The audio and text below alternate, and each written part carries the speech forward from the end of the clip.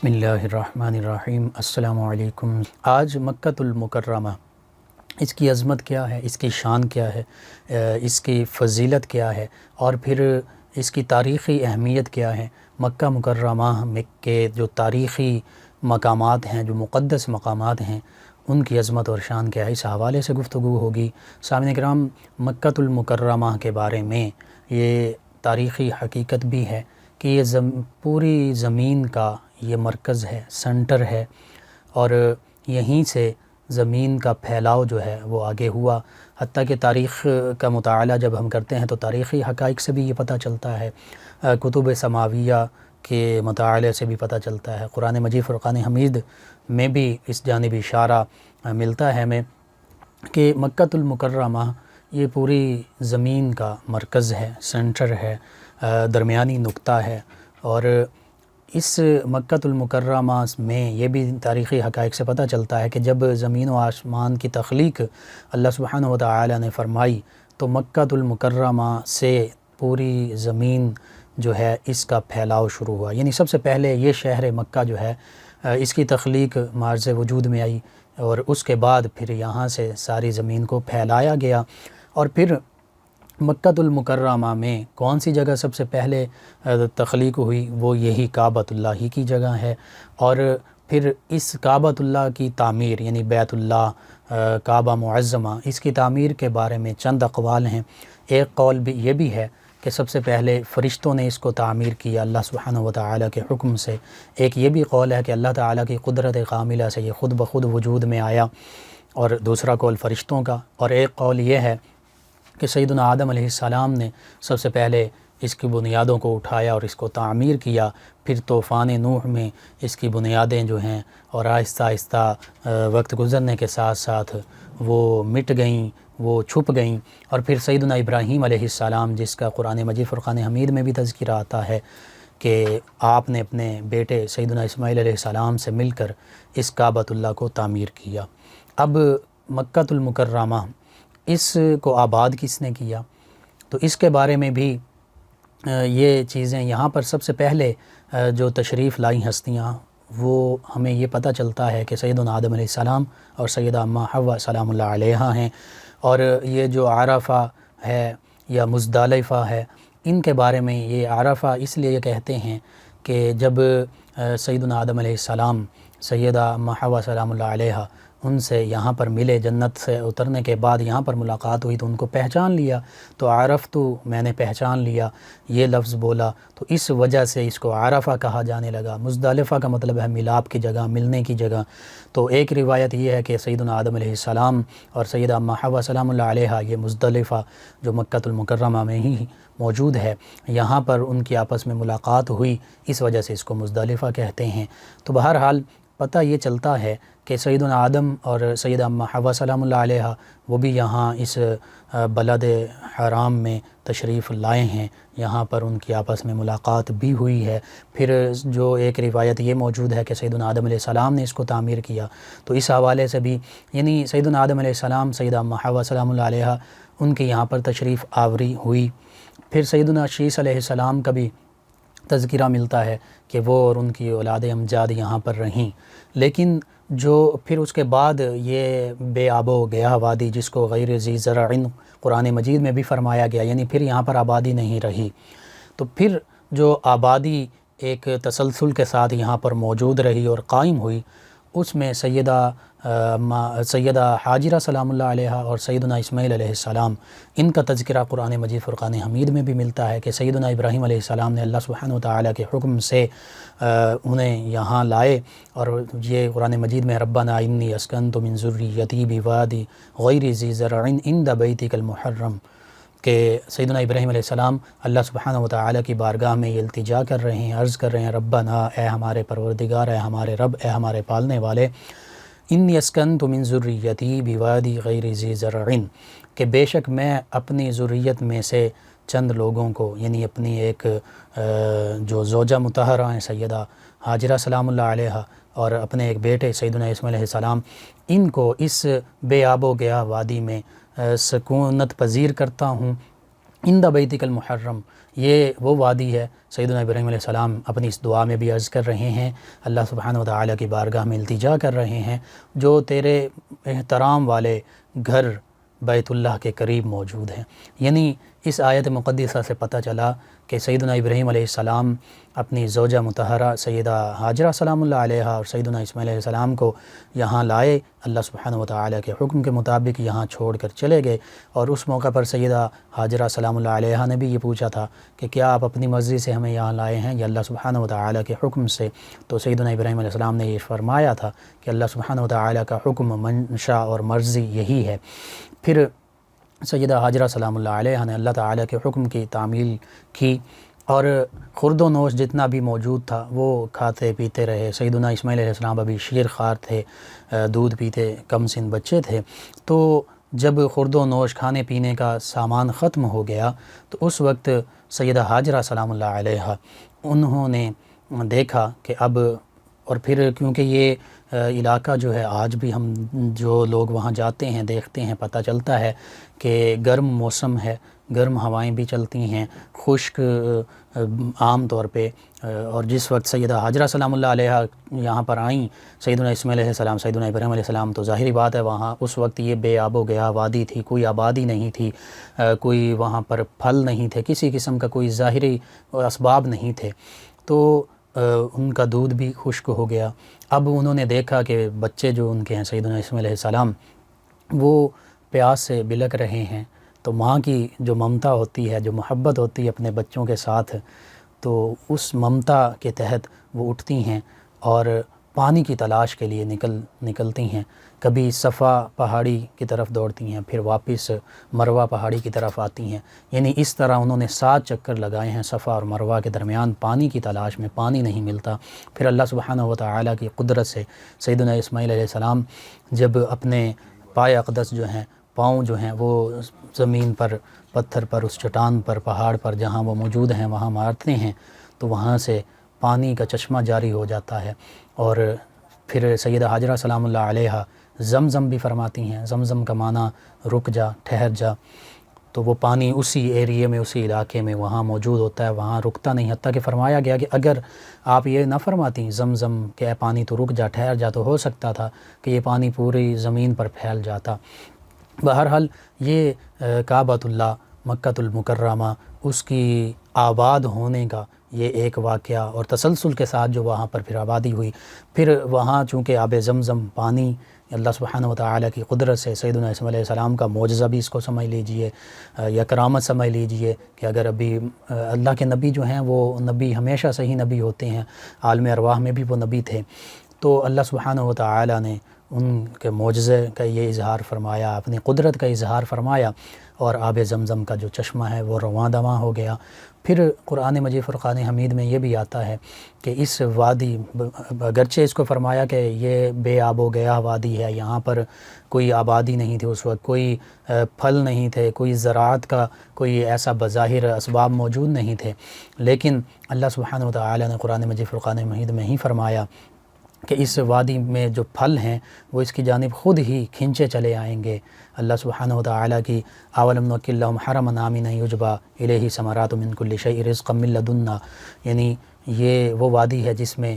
اللہ فرماتا ہے کہ ہم نے آپ کو پناہ دی، پھر اس کے بعد پھل جو ہیں وہ اس کی جانب کھنچے چلے آتے ہیں، اور وہ اللہ تعالیٰ کے ہاں سے وہ رزق ہوتا ہے، اللہ تعالیٰ کے عطا سے وہ رزق ملتا ہے۔ تو آج بھی مکہ المکرمہ میں بے موسمی پھل جو ہیں وہ کثرت سے پائے جاتے ہیں۔ تو اللہ سبحانہ و تعالیٰ نے پھر اس وادی کو وہ عظمت اور شان شروع سے ہی، ابتدا ہی سے بخشی، پھر اللہ تعالیٰ کی یہ برگزیدہ ہستیاں یہاں جب تشریف لاتی رہیں، اور پھر اس وادی کو آبادی کا ایک تسلسل نصیب ہوا۔ قبیلہ جرہم جو شام سے اس علاقے سے گزر رہا تھا، شام کی طرف سے آ رہا تھا، انہوں نے جب جہاں دیکھا کہ سیدہ ہاجرہ سلام اللہ علیہ، سیدنا اسماعیل علیہ السلام یہ موجود ہیں، یعنی انسان بھی موجود ہیں، پھر یہاں پر پانی کا چشمہ دیکھا تو انہوں نے یہاں پر پڑاؤ ڈالا اور یہیں پر مستقل قیام کیا۔ پھر یہی قبیلہ جرہم، انہوں نے سیدنا اسماعیل علیہ السلام کی پرورش بھی کی، پھر سیدنا اسماعیل علیہ السلام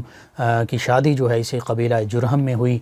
تو یوں آپ کا یہ سسرال ٹھہرا۔ پھر مکہ المکرمہ، اس کی تعمیر سیدنا ابراہیم علیہ السلام، سیدنا اسماعیل علیہ السلام نے فرمائی، قرآن مجید فرقان حمید میں اس کا مکمل تذکرہ موجود۔ سیدنا ابراہیم علیہ السلام کو حکم دیا گیا کہ آپ آواز دیجئے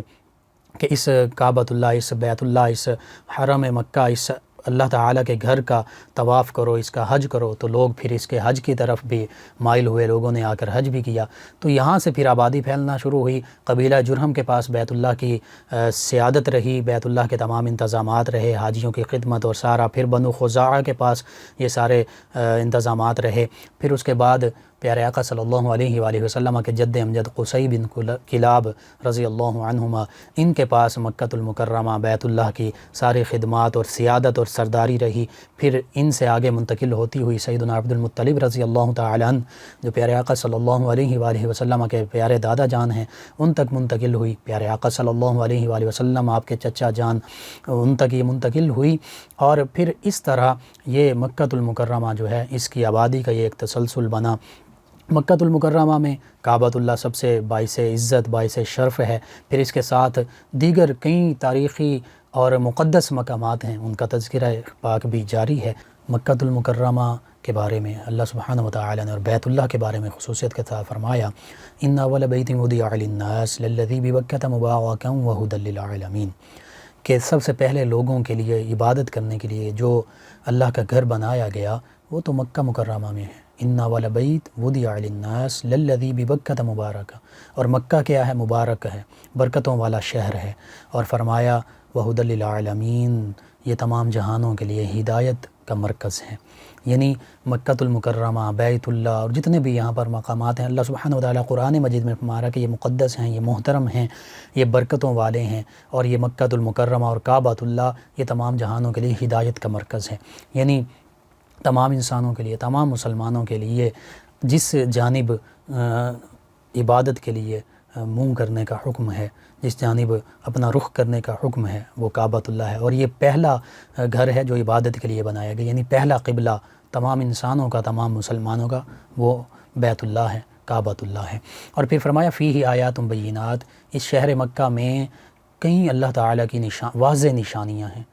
اور فرمایا فیہ آیات بینات مقام ابراہیم، انہی اللہ تعالیٰ کی واضح اور کھلی نشانیوں میں سے ایک مقام ابراہیم بھی ہے۔ اور سورہ بقرہ میں اسی مقام ابراہیم کے بارے میں فرمایا واتخذوا من مقام ابراہیم مصلی، کہ مقام ابراہیم کو اپنا مصلی بنا لیجئے، نماز پڑھنے کی جگہ بنا لیجئے۔ اور مکہ المکرمہ کو ایک عظمت اور شان اس حوالے سے بھی ہے کہ یہاں پر کئی انبیاء کرام، ایک روایت میں 70 سے زیادہ انبیاء کرام کا تذکرہ پیارے آقا نے بھی فرمایا کہ 70 سے زیادہ حدیث مبارکہ میں آتا ہے یہاں انبیاء کرام علیہ السلام مدفون ہیں اس کعبۃ اللہ اور اس کے ارد گرد جو بھی جگہ ہیں اس میں۔ پھر مطاف کسے کہتے ہیں؟ یہ بھی مقدس جگہ ہے۔ مطاف کا معنی ہے طواف کی جگہ، جس جگہ پر آج حاجی طواف کرتے ہیں، خانہ کعبہ کے گرد 7 چکر لگاتے ہیں، اسے مطاف کہتے ہیں۔ اور یہ بھی بہت مقدس جگہ ہے۔ اور یہ جو مطاف ہے آج جو جگہ ہے، یہ پیارے آقا صلی اللہ علیہ وآلہ وسلم کے ظاہری عہد مبارکہ میں یہ مطاف جو ہے یہ سارا مکہ المکرمہ اور مسجد حرام کی جگہ تھی۔ اور مقام ابراہیم کے بارے میں یہ بھی عرض کرتا چلا جاؤں کہ سیدنا ابراہیم علیہ السلام، اس کو مقام ابراہیم کیوں کہتے ہیں؟ مقام قامہ سے ہے، یعنی کھڑے ہونے کی جگہ۔ سیدنا ابراہیم علیہ السلام کے کھڑے ہونے کی یہ جگہ ہے۔ جب سیدنا ابراہیم علیہ السلام کعبۃ اللہ کی تعمیر کر رہے تھے تو کعبۃ اللہ کی دیواریں جب بلند ہونا شروع ہوئیں، اوپر پہنچ گئیں، تو اس وقت سیدنا جبریل امین علیہ السلام اللہ تعالیٰ کے حکم سے یہ پتھر لائے جنت سے، اور اس پر سیدنا ابراہیم علیہ السلام کھڑے ہو کر کعبۃ اللہ کی تعمیر کرتے رہے۔ اور جیسے جیسے اوپر جانے کی ضرورت ہوتی یہ پتھر بھی اوپر اٹھ جاتا، اور اس طرح۔ اور پھر اس پتھر میں سیدنا ابراہیم علیہ السلام کے جو پائے اقدس ہیں، پاؤں مبارکہ ہیں، وہ اس میں تھوڑے سے جم گئے، دھنس گئے، اور وہ پائے اقدس کے جو نشانات ہیں آج بھی موجود ہیں، لوگ اس کی زیارت کرتے ہیں۔ بہرحال مطاف ہو، مقام ابراہیم ہو، یہ بڑی عظمت اور شان والی جگہیں ہیں، ان کی زیارت بھی کرنی چاہیے۔ اگر چومنے کا بوسہ دینے کا موقع مل سکے، بوسہ دیجیے۔ لوگ حج پر جا رہے ہیں، عمرے کے لیے جا رہے ہیں، ان کے لیے بھی اللہ سبحانہ وتعالی تمام مسلمانوں کو حج اور عمرے کی سعادت عطا فرمائے۔ جب ہم جائیں تو پھر ان مقدس مقامات کی تعظیم بھی کریں، ان کی زیارت بھی کریں۔ پھر حتیم، یہ خانہ کعبہ بیت اللہ کا جو آگے بڑھا ہوا حصہ ہے، جو ایک جس کو خانہ کعبہ کا یہ حصہ ہے لیکن اس کو تعمیر نہ کیا جا سکا، کچھ خرچ یا اس طرح کے معاملات تھے، انتظامی معاملات، وہ کمی ہو گئی، پورا نہ ہو سکے، تو یہ حتیم جو ہے یہ بھی کعبۃ اللہ کا حصہ ہے۔ تاکہ ایک مرتبہ ام المومنین سیدہ عائشہ صدیقہ رضی اللہ تعالی عنہا انہوں نے پیارے آقا سے عرض کیا کہ میں کعبۃ اللہ کے اندر نماز پڑھنا چاہتی ہوں، تو آپ نے فرمایا کہ یہ حتیم اس میں نماز پڑھ لو، یہ بھی کعبۃ اللہ کا حصہ ہے۔ تو حتیم جو ہے یہ بھی بڑا عظمت اور شان والا ہے۔ پھر یہاں پر حتیم کے اوپر جو وہ کعبۃ اللہ کا جو حصہ یہ مدینہ طیبہ کی جانب ہے، اور یوں محسوس ہوتا ہے جیسے یہ کعبۃ اللہ کا جو محراب ہے وہ مدینہ طیبہ کی جانب جھکا ہوا ہے۔ پھر میزاب رحمت ہے، وہ پر نالا جو سونے کا ہے، اور جو بارش کا پانی ہے وہ اس سے نیچے گرتا ہے۔ میزاب رحمت بھی وہ جگہ ہے، احادیث مبارکہ میں آتا ہے کہ یہاں جو دعا کی جائے وہ ہمیشہ قبول ہوتی ہے۔ پھر حجر اسود، اس کے بارے میں تو یہ بھی احادیث مبارکہ میں ہے، سیدنا عبداللہ بن عباس رضی اللہ عنہما بھی فرماتے ہیں کہ یہ حجر اسود جب جنت سے لایا گیا، یہ بھی جنت کا پتھر ہے، جب یہ جنت سے لایا گیا تو دودھ سے بھی زیادہ سفید تھا، لیکن لوگوں کے گناہوں نے اس کو سیاہ کر دیا، کالا کر دیا، یعنی لوگ جہاں وہاں جا کر چوم رہے ہیں، کب سے چوم رہے ہیں، تو لوگوں کے گناہوں کی وجہ سے یہ سیاہ ہو گیا۔ اور ایک حدیث مبارکہ میں تو یہ رکن اسود یعنی حجر اسود کے بارے میں، مقام ابراہیم، یہ جو جنتی پتھر ہیں ان کے بارے میں یہ بھی فرمایا گیا کہ اللہ تعالیٰ نے ان کے جو نور تھا ان کو ختم کر دیا، اگر ان کا نور ختم نہ کیا جاتا تو پوری کائنات میں، پوری زمین میں اس کی بہت زیادہ روشنی ہوتی، ہمیشہ چمک دمک جو ہے وہ پھیل جاتی، روشنی موجود رہتی۔ تو یہ کعبۃ اللہ کے وہ بابرکت مقامات ہیں جہاں پر ایک مسلمان جب حاضر ہوتا ہے تو ان مقامات کی زیارت بھی کرتا ہے، بوسہ دینے کی بھی کوشش کرتا ہے۔ استلام جو حجر اسود کا ہے اس کے بارے میں یہ بھی پیارے آقا نے فرمایا کہ کل بروز محشر جو پتھر ہے حجر اسود، یہ اس کو اللہ سبحانہ و تعالی دو آنکھیں بھی عطا کرے گا جس سے یہ دیکھے گا، زبان بھی عطا کرے گا جس سے یہ بولے گا، اور جس نے حق کے ساتھ یعنی احترام کے ساتھ ایمان کی حالت میں اس کو بوسہ دیا ہوگا، اس کی تعظیم کی ہوگی، استلام کیا ہوگا، یہ اس کے حق میں اس کی گواہی دے گا۔ پیارے آقا صلی اللہ علیہ وآلہ وسلم نے بھی اس کو بوسہ دیا۔ اگر بوسہ دینے کا وقت نہ ملے، بہت زیادہ رش ہو، تو پھر دور سے ہی استلام کر لیا جائے، اشارہ کر کے، چھڑی اس کے ساتھ چھو کر یا اس کی جانب اشارہ کر کے تکبیر پڑھتے ہوئے بوسہ دے لیا جائے۔ اللہ سبحانہ و تعالی سے یہ دعا بھی ہے، اللہ تعالی تمام مسلمانوں کو، مجھے، آپ کو، ہم سب کو مکۃ المکرمہ کی حج زیارت، ان مقامات کی، جبل نور،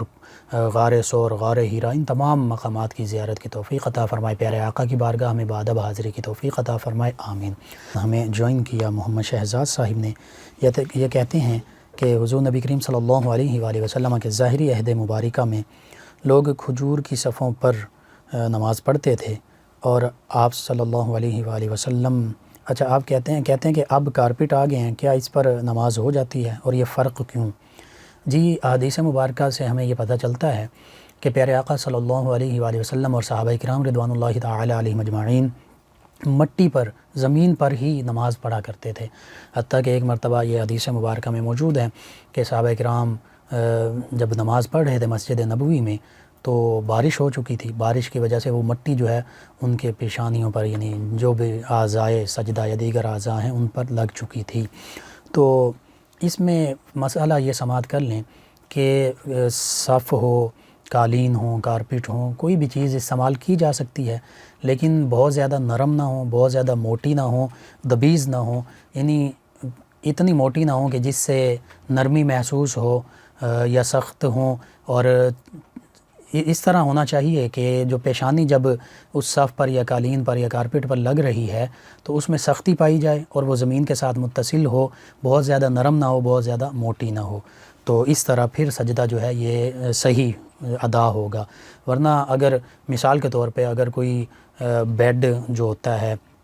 جو بیڈ پر بچھانے کے لیے ہمارا بستر ہوتا ہے، اس طرح کی چیز پر سجدہ کیا جائے، بہت زیادہ نرم ہو، بہت زیادہ موٹا ہو، تو پھر وہ کما حق ہو سجدہ صحیح طریقے سے ادا نہیں ہوگا۔ اس لیے کارپیٹ پر سجدہ کر سکتے، نماز ہو جاتی ہے، اس میں کوئی دقت نہیں ہے۔ تو پیارے آقا صلی اللہ علیہ وآلہ وسلم اور صحابہ جو ہم نے پڑھا ہے حدیث مبارکہ سے ہمیں پتہ چلا ہے، وہ مٹی پر ہی زمین پر ہی سجدہ فرمایا کرتے تھے۔ وحیدہ صاحبہ فیصل آباد سے کہتی ہیں لقمان بھائی آپ کا پروگرام بہت اچھا ہے، کوئی ایسا پروگرام رکھیں کہ لوگ جو جعلی عامل ہیں یا پیر جعلی بنے ہوئے ہیں ان کے پاس نہ جانا پڑے، اس کے لیے کوئی وظیفہ اور علاج بتا دیں۔ جی بالکل ٹھیک بات ہے، آج کل جعلی عامل اور جعلی پیر فقیر بنے ہوئے ہیں جو لوگوں کو لوٹتے ہیں، خصوصاً خواتین ان کے پاس جاتی ہیں۔ تو سب سے بہتر یہ ہے آپ قرآن مجید فرقان حمید پڑھیں، 5 وقت نماز پڑھیں اور تلاوت کریں اور درود پاک کی کثرت کریں، یہ سب سے بڑے وظائف ہیں۔ باوضو رہنے کی کوشش کریں، قرآن و حدیث کے مطابق اس کا مطالعہ کریں، اس کے مطابق اپنی زندگی گزارنے کی کوشش کریں۔ اگر آپ بیعت ہونا بھی چاہتے ہیں، چاہے مرد ہیں یا خواتین، تو جو باشرع اللہ تعالیٰ کے ولی ہیں، پیر صاحب ہیں، ان سے بیعت ہوں۔ اور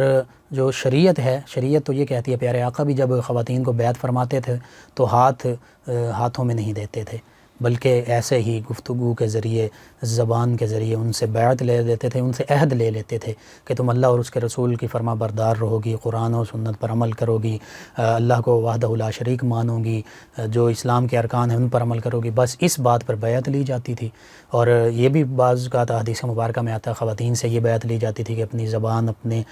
شرمگاہ، اس کی حفاظت کی ضمانت دے دو، تو حضور نے فرمایا میں تمہیں جنت کی یہ ضمانت دیتا ہوں۔ تو بس یہ اس طرح، یعنی اگر کوئی اللہ کے ولی بھی ہیں انہیں بھی یہ پتہ ہے کہ خاتون چاہے ان کی وہ مرید بھی ہوں، ان سے پردہ ہے، وہ ان کے لیے نامحرم ہیں، غیر محرم ہیں، اس میں شامل ہیں۔ بہرحال اگر بالکل ٹھیک بات ہے کہ ان سے بچنے کے لیے، جعلی عامل اور پیروں سے بچنے کے لیے گھر میں ٹھہریں، اللہ تعالیٰ کی عبادت کریں، قرآن مجید کی تلاوت کریں، کثرت سے درود پاک اس کا ورد رکھیں۔ سامعین، ان کے علاوہ ہمیں جوائن کیا ہے سوشل میڈیا پہ، فیس بک کے ذریعے ساغر ہاشمی صاحب نے، علی سائم صاحب نے، سعد فریدی صاحب نے، پیر امتیاز حیدر صاحب نے، اسامہ سعید صاحب نے، مجاہد عباس صاحب نے،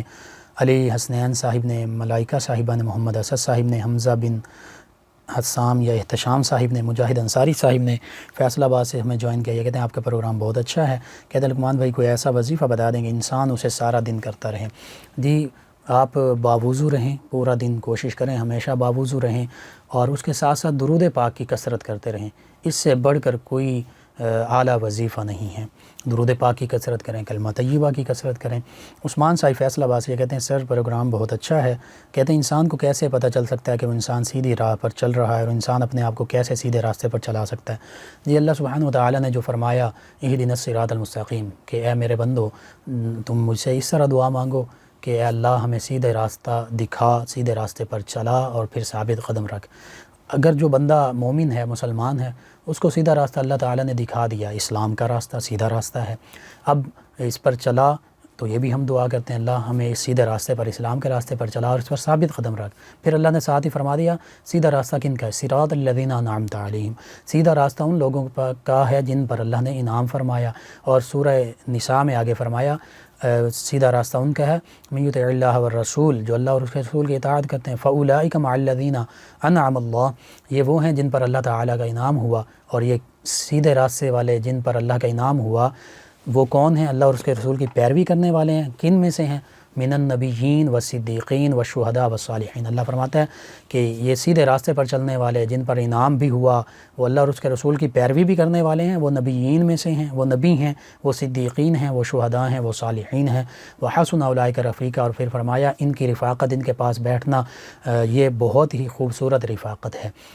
تو ان آیات بینات سے پتہ چلا کہ اسلام سیدھا راستہ ہے، اور اللہ اس کے رسول کی اطاعت کرنا یہ سیدھا راستہ ہے، یہ صراط مستقیم ہے۔ اور اللہ کے انبیاء، صدیقین یعنی صحابہ کرام، دیگر سچ بولنے والے، اور شہداء اور صالحین یعنی اللہ کے نیک بندے، اللہ کے ولی، یہ سارے وہ ہیں جو صراط مستقیم پر ہیں۔ تو اس لیے ہمیں چاہیے، جب ہم یہ دیکھنا چاہتے ہیں کہ ہم کیسے صراط مستقیم پر چلیں، تو پھر اللہ تعالیٰ کے نبیوں اور خصوصاً پیارے آقا کی پیروی کیجیے، پھر صدیقین یعنی صحابہ، اہل بیت، ان کی پیروی کیجیے، پھر شہداء، جو شہداء بدر، احد،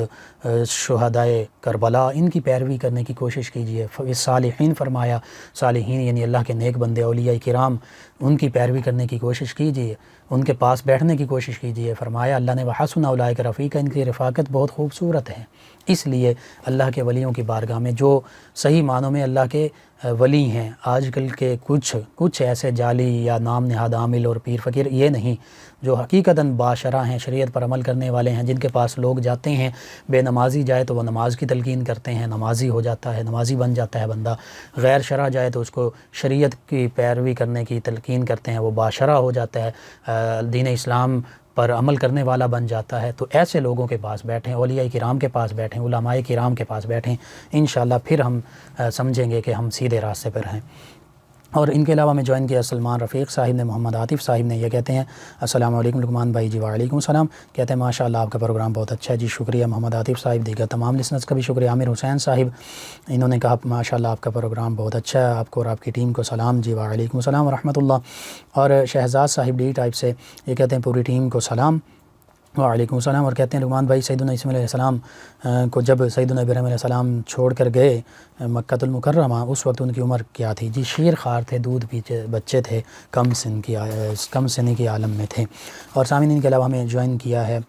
ہمارے ایک اور لسنر ہیں علی رؤوف صاحب فیصل آباد سے، یہ کہتے ہیں بھائی دعا فرما دیں کہ اللہ تعالیٰ میرے رزق میں اضافہ فرما دے اور میرے معاملات حل فرما دے۔ جی اللہ تعالیٰ علی رؤوف بھائی آپ کے تمام معاملات بہتر فرما دے، رزق میں اضافہ فرما دے، تمام مسلمانوں کی تمام مسلمانوں کو حلال وسیع رزق عطا فرمائے۔ سامعین ان کے علاوہ عامر صاحب نے ہمیں جوائن کیا، یہ کہتے ہیں السلام علیکم جی۔ وعلیکم السلام۔ اور سبحان اللہ کہا، اللہ تعالیٰ کی تعریف کی ہے، پروگرام کو پسند کیا جی، شکریہ آپ کا۔ سامعین ان کے علاوہ ہمیں جوائن کیا سمیع ملک صاحب نے سیٹلائٹ ٹاؤن سے، یہ کہتے ہیں السلام علیکم لقمان بھائی جی۔ وعلیکم السلام ورحمۃ اللہ۔ کہتے ہیں کیا حال ہے آپ کا؟ جی الحمدللہ۔ کہتے ہیں پروگرام بہت اچھا ہے، میرے لیے دعا کر دیں جی، اللہ تعالیٰ آپ کو دین و دنیا آخرت کی تمام بھلائیاں کامیابیاں عطا فرمائے، تمام مسلمانوں کو دین و دنیا کی اور آخرت کی تمام بھلائیاں تمام کامیابیاں عطا فرمائے۔ سامعین ان کے علاوہ ہمیں جوائن کیا غنی خان سیفی صاحب نے، یہ کہتے ہیں لقمان بھائی السلام علیکم جی۔ وعلیکم السلام ورحمۃ اللہ، آپ کا بھی شکریہ، تمام لسنرز کا شکریہ۔ اور ان کے علاوہ ہمیں جوائن کیا ہے فیصل آباد سے سمیرہ اکرم صاحبہ نے، یہ کہتے ہیں السلام علیکم ورحمۃ اللہ وبرکاتہ جی۔ وعلیکم السلام ورحمۃ اللہ وبرکاتہ۔ یہ کہتی ہیں آپ کا پروگرام بہت اچھا ہے، اور کہتی ہیں ماشاء اللہ اللہ پاک آپ کو اس کام میں زیادہ سے زیادہ کامیابی عطا فرمائے۔ اور کہتی ہیں بال چھوٹے ہیں، آپ کی مہربانی ہوگی کوئی بالوں کے لیے وظیفہ بتا دیں۔ جی ایک تو آپ اللہ سبحانہ و تعالیٰ سے دعا بھی کیجئے، درود پاک کی کثرت کیجئے، اور اعضائے جسمانی کی سلامتی کے لیے یعنی بال بھی سلامت رہیں، بہتر ہوں، تو اس کے لیے صبح و شام 7 مرتبہ اللہ تعالیٰ کا اسم مبارک یا محیی اسے پڑھیں اور دم کر دیں۔ انشاءاللہ آپ درود پاک کی بھی کثرت کر سکتے ہیں۔ اس لیے اور تمام لسنرز کے لیے میری طرف سے یہ ایک التجا بھی ہے، ریکویسٹ بھی ہے کہ ہمیں چاہیے کہ ہم سب سے پہلے باوضو رہیں، ہمہ وقت اپنے آپ کو پاکیزہ رکھیں، پھر قرآن کریم کی تلاوت زیادہ سے زیادہ کریں اور درود پاک کی کثرت زیادہ سے زیادہ کریں۔ علی حسن صاحب ہیں، انہوں نے ہمیں جوائن کیا، یہ کہتے ہیں کہ ایک انسان کو، اللہ تعالیٰ کے بندے کو اللہ تعالیٰ کی عبادت کیسے کرنی چاہیے؟ جی حدیث مبارکہ میں آتا ہے، پیارے آقا نے فرمایا کہ تو اللہ کی عبادت ایسے کر جیسے تو اللہ تعالیٰ کو دیکھ رہا ہے، اور اگر ایسا نہیں کر سکتا، یعنی ہم اللہ تعالیٰ کو بظاہر نہیں دیکھ سکتے، اس کی نشانیاں جو ہیں وہ ہمارے ہر سو ہر طرف پھیلی ہوئی ہیں، وہ ہم دیکھ رہے ہیں، جس سے اللہ سبحانہ و تعالیٰ کی پہچان ہوتی ہے، تو پیارے آقا نے فرمایا اگر تو اللہ کو نہیں دیکھ سکتا تو یوں اللہ تعالیٰ کی عبادت کر کہ اللہ تو تجھے دیکھ رہا ہے۔ یہ ہمہ وقت ہم خیال رکھیں، ذہن میں رکھیں کہ اللہ سبحانہ و تعالیٰ ہمیں چاہے ہم کتنے پردوں میں چھپ جائیں، اللہ سبحانہ و تعالیٰ دلوں کے سینوں کے راز سے بھی واقف ہے، وہ علیم بذات الصدور، وہ دلوں میں چھپی ہوئی باتوں کو بھی جاننے والا ہے، وہ ہمارے تمام اعمال کو ہمہ وقت ملاحظہ فرمانے والا ہے، دیکھنے والا ہے، انہ هو السمیع البصیر، وہ ہمارے ہر بات کو جاننے والا ہے، اور وہ بصارت ایسی بصارت رکھنے والا کہ ہر چیز اس کے احاطہ قدرت میں موجود ہے، شامل ہے۔ اس لیے اللہ سبحانہ و تعالیٰ کی عبادت خشوع و خضوع کے ساتھ کرنی چاہیے، گر گڑا کر کرنی چاہیے۔ نبی کریم صلی اللہ علیہ وآلہ وسلم، صحابہ خصوصاً سیدنا علی المرتضیٰ، دیگر صحابہ، ان کے بارے میں حدیث مبارکہ میں آتا ہے جب یہ عبادات کیا کرتے اور نماز کا وقت ہوتا، رنگ چہرہ مبارکہ کا رنگ متغیر ہو جاتا، پیارے آقا صلی اللہ علیہ وآلہ وسلم کا چہرہ مبارکہ کا رنگ جو ہے وہ تبدیل ہو جاتا، پھر ایسے اللہ سبحانہ و تعالیٰ کی عبادت کرتے کہ حدیث مبارکہ میں آتا ہے کہ سینے سے، دل سے، سینے کے اندر سے ایسی آوازیں آتی جیسے ایک ہانڈی جو ہے وہ کھول رہی ہو، پانی جو ہے وہ ابل رہا ہو، یعنی اللہ سبحانہ و تعالیٰ کا خوف، اللہ سبحانہ و تعالیٰ کا تقوی، خشیت اس طرح ہوتی تھی، اللہ سبحانہ و تعالیٰ کے سامنے یوں سر بسجود ہوتے تھے۔ آج ہمیں بھی چاہیے کہ ہم اللہ تعالیٰ کی بارگاہ میں جب حاضر ہوں عبادت کریں تو خشیت کے ساتھ عبادت کریں۔